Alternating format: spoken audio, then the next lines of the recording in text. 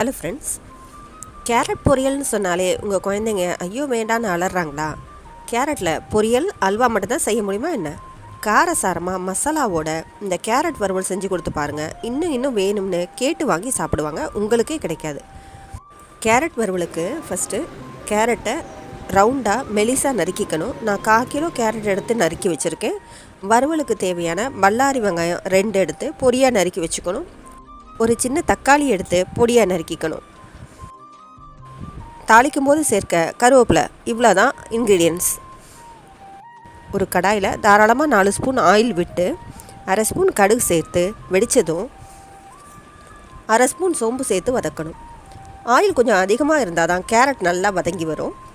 கடுகு சோம்பு தாளித்ததும் பல்லாரி போட்டு நல்லா பொன்னிறமாக வதக்கணும்.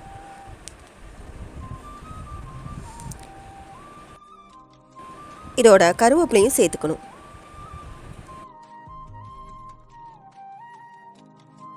வெங்காயம் நல்லா பொன்னிறமாக வதங்கினதும் தக்காளி சேர்த்து குழைய வதக்கணும்.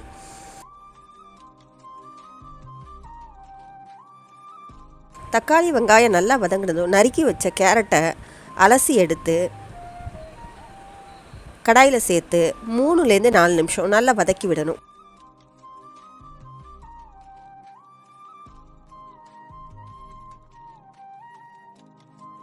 வதக்கும் போதே கேரட் பாதி வெந்துடும்.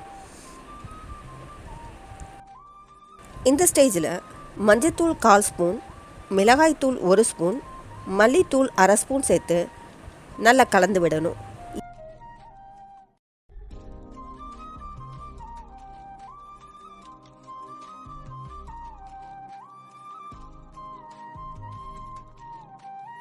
எண்ணெயோட இந்த மசாலா பொடிகளை சேர்த்து கேரட்டை நல்லா வதக்கிட்டு இப்போது கேரட் வேகிறதுக்கு 1/2 டம்ளர் தண்ணி சேர்த்து தேவையான உப்பு சேர்த்து கலந்து விட்டு மூடி போட்டு வேக வைக்கணும்.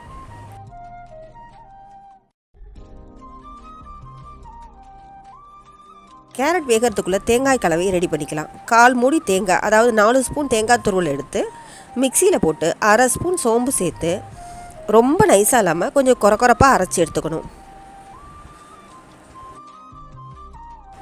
4-5 நிமிஷத்தில் கேரட் ஓரளவு வெந்துடும். இப்போ வெந்துருச்சான்னு செக் பண்ணுவோம். கரண்டியால் இப்படி நசுக்கி விட்டு பார்த்தா கேரட் சட்டுன்னு உடையுது. ஸோ கேரட் வெந்துருச்சு. இப்போது அரைச்சி வச்ச தேங்காய் கலவை 3 ஸ்பூன் எடுத்து கேரட்டோடு சேர்த்து கலந்து விடணும்.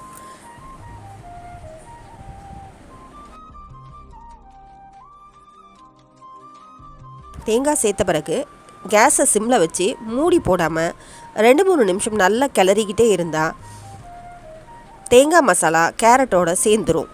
இப்போ 2 ஸ்பூன் ஆயில் விட்டு கேரட் வறுவல் ஃபுல்லாக படுற மாதிரி கிளறி விட்டு 2 நிமிஷம் சிம்மில் வச்சு வதக்கினா கேரட் வறுவல் ரெடி.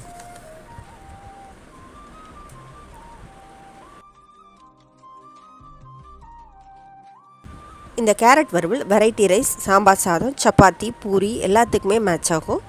சத்தான சுவையான கேரட் வறுவல் இப்படி செஞ்சு பார்த்து எப்படி இருந்ததுன்னு கமெண்ட்டில் சொல்லுங்கள்.